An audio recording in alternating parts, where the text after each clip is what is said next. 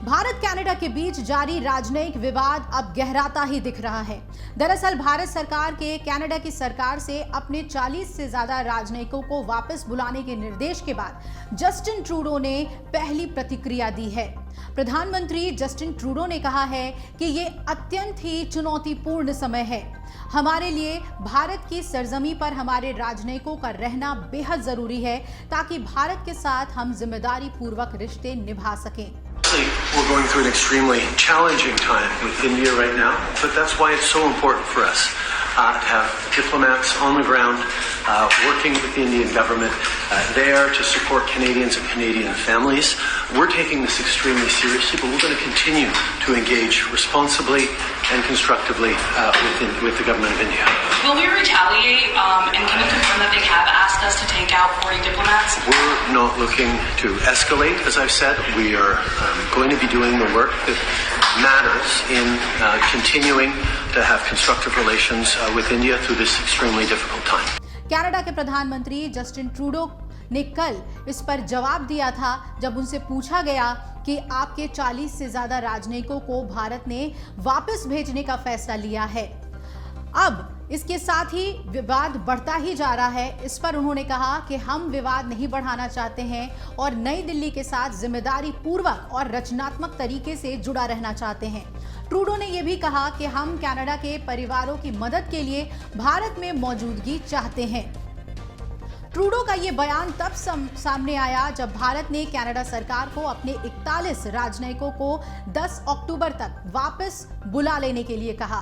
भारत ने स्पष्ट कहा है कि 10 अक्टूबर के बाद भी अगर ये राजनयिक भारत में रहते हैं तो इनकी राजनयिक छूट भारत में खत्म कर दी जाएगी।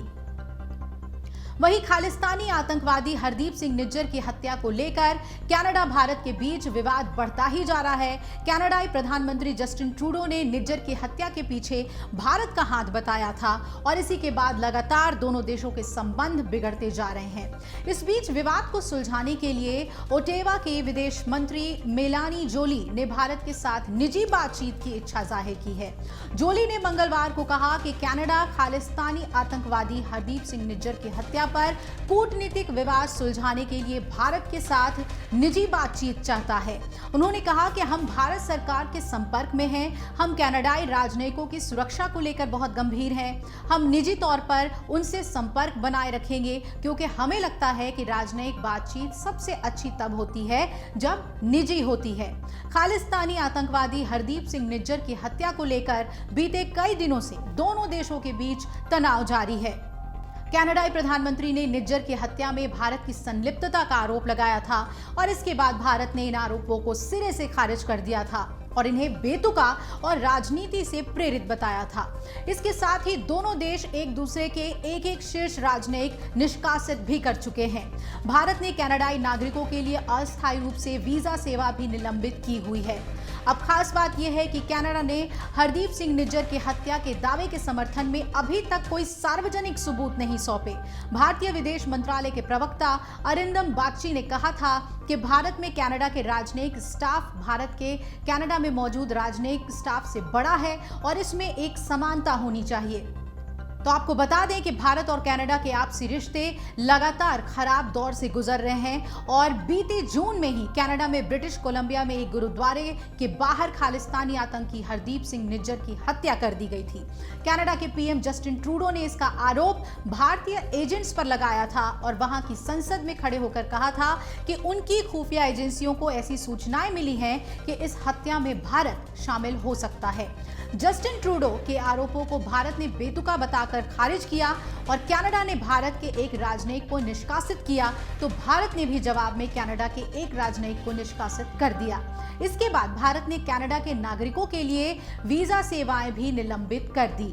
भारत सरकार ने कनाडा से निज्जर की हत्या में उसकी कथित संलिप्तता के कनाडा से सबूत देने की मांग की, लेकिन अभी तक कनाडा की तरफ से कोई सबूत नहीं दिया गया है।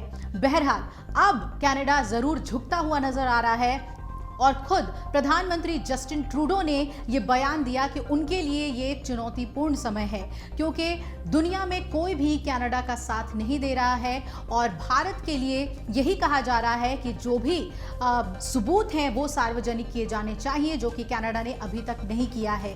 दूसरी तरफ राजनयिक स्तर पर कनाडा चाहता है कि भारत निजी तौर पर उससे बातचीत करे। अब देखना है कि कनाडा भारत के इस रुख के बाद कितना झुकता है और राजनयिक रिश्तों को सुधारने के लिए कदम उठाता है या नहीं। अमर उजाला अब आपके टीवी पर भी।